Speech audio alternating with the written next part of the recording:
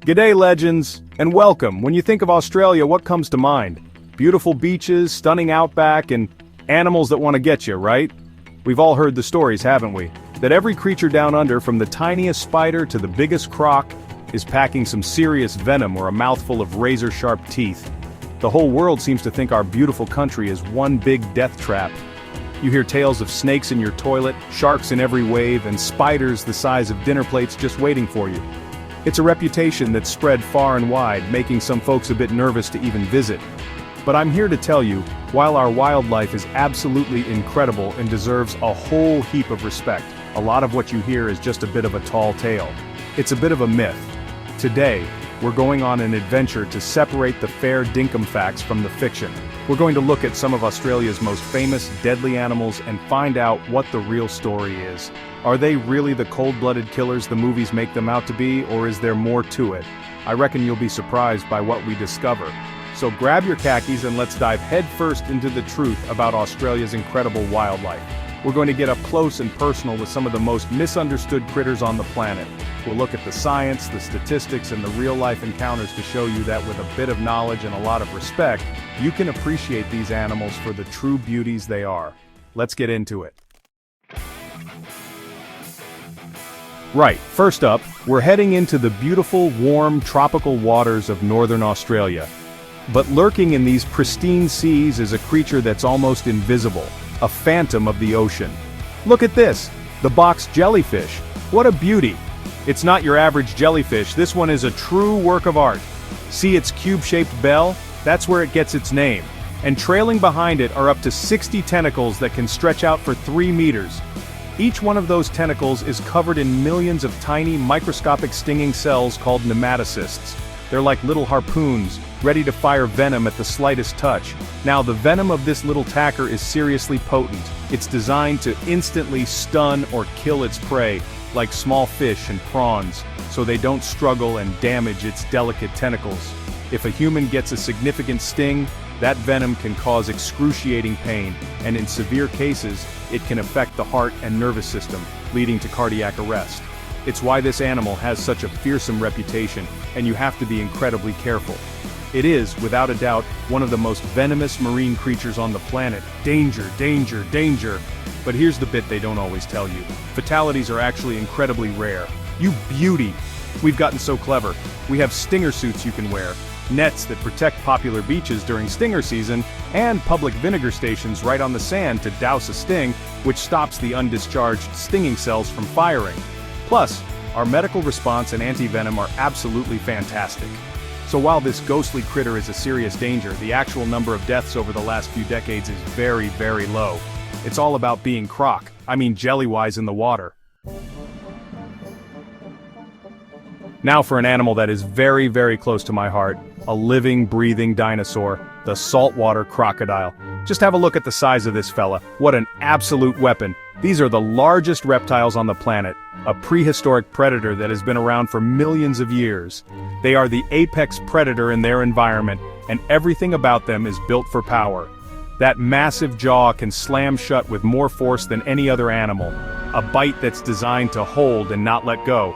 They are masters of ambush, hiding just beneath the surface of the water, so still you'd think they were a floating log. When you're in croc country, you are not at the top of the food chain anymore. That's a really important thing to remember. They are territorial, they are powerful, and they see anything near the water's edge as a potential feed, a splash, a movement. That's like a dinner bell to a big salty. They'll take anything from fish and birds to wild pigs, kangaroos, and even cattle that wander too close for a drink. They are an ambush predator, and their patience is unbelievable. They can wait for hours, days even, for the perfect moment to strike with explosive speed. It's a humbling and magnificent thing to witness, from a safe distance, of course. So how do you stay safe? It's simple, really. You've got to be croc-wise. Every river, billabong, and estuary in the north has signs warning you. Don't swim in unmarked waterways. Don't clean fish or prepare food near the water's edge. Don't leave your scraps around your campsite. By following these simple rules, you can admire these magnificent dinosaurs without ever putting yourself in harm's way.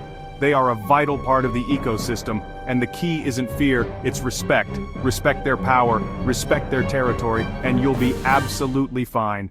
What a magnificent animal. Alright, let's move from the water to the land, and we're looking for something much, much smaller, but with a reputation that's just as big. The Sydney funnel web spider. Look at him. Isn't he a little ripper? All glossy black with those impressive fangs dripping with venom. These guys are ground dwellers, building their silk-lined burrows in cool, sheltered spots, often in suburban gardens around Sydney. They're not out to get you. In fact, they're quite shy.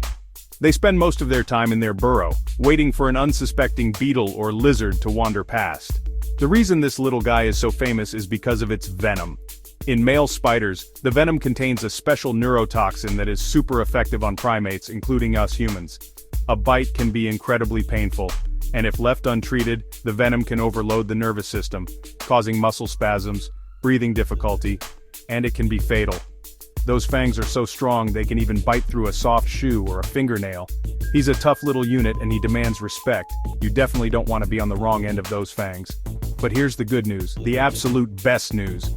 Since the development of a specific anti-venom back in 1981, there has not been a single death from a funnel web spider bite in Australia. Not one. How good is that? Our medical professionals are absolute legends. If someone is bitten, a pressure immobilization bandage is applied, and they get to a hospital.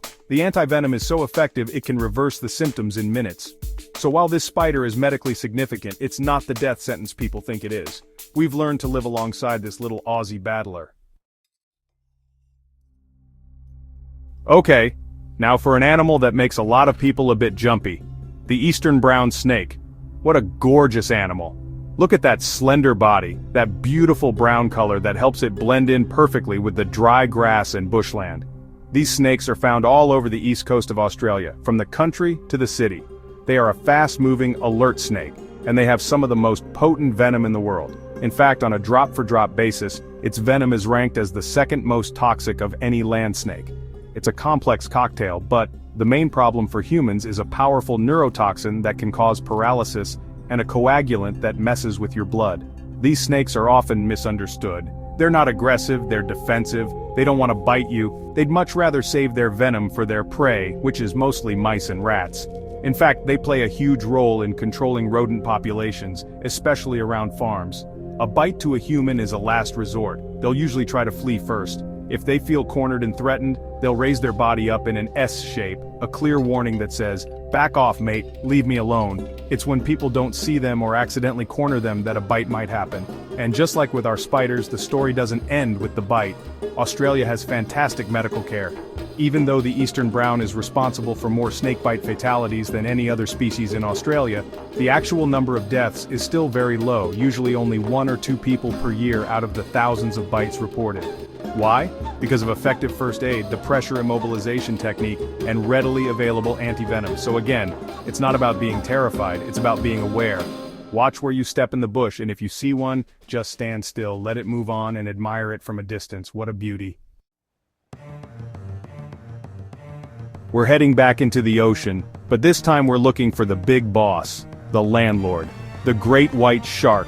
Just the name sends shivers down some people's spines thanks to movies and scary stories. But have a look at this animal. Isn't she magnificent? The perfect predator, that torpedo-shaped body, the powerful tail that propels it through the water with incredible speed, and yes, those rows of serrated teeth.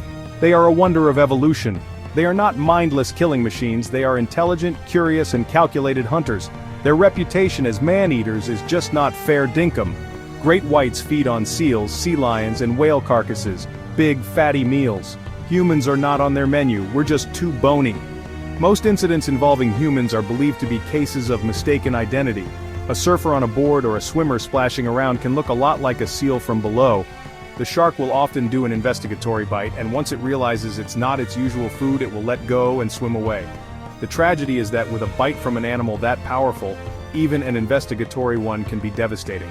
But let's put it in perspective. You are more likely to be killed by a bee sting, a lightning strike, or even a falling coconut than by a shark in Australia. Millions of people swim, surf, and dive in our oceans every single year, and the number of fatal shark encounters is incredibly small. We're learning more about these animals every day through tagging and research. They are a crucial part of the marine ecosystem, a sign of a healthy ocean. They are not monsters, they are magnificent, powerful animals that command our utmost respect, not our fear. So there you have it. We've looked some of Australia's most feared animals right in the eye. The box jellyfish, the salty, the funnel web, the brown snake, and the great white shark. They're all packing some serious weaponry, no doubt about it. Their venom and their power are absolutely real. But the idea that they're all out to get you, that you can't step outside without risking your life, is just a myth. The reality is, with a bit of common sense and knowledge, the risk of having a dangerous encounter with any of these animals is incredibly low. The key, the absolute most important thing, is respect. It's not about being scared and staying inside, it's about understanding that when we go into the bush or into the ocean, we are entering their home. We are visitors in their world. By being aware of your surroundings, following local advice, and giving wildlife plenty of space, you can coexist with these animals safely. They are not monsters or villains, they are a vital, beautiful, and thrilling part of what makes Australia so unique. They are the true soul of this wild continent. So next time you hear a scary story about Australian wildlife, remember what we talked about today. Don't let fear stop you from exploring this incredible country. Instead, let's be fascinated, let's learn about them, let's protect their habitats, and let's replace that fear with a deep and lasting respect. Because when you respect wildlife, you learn to love it. And that's the greatest adventure of all. Thanks for joining me, you little beauties.